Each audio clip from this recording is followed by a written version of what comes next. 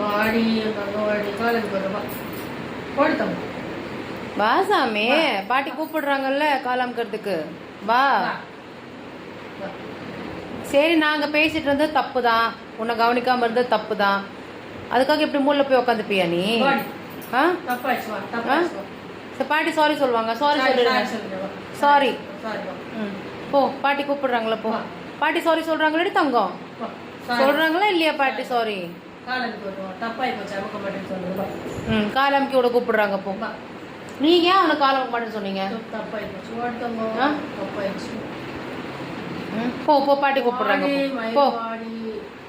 சரி வா, வந்துருடி தங்கம், வந்துருடி என் செல்லம், வந்துருடி நம்மளுக்கு கொஞ்சம் வந்துருடி. கூப்பிட்டது நானு.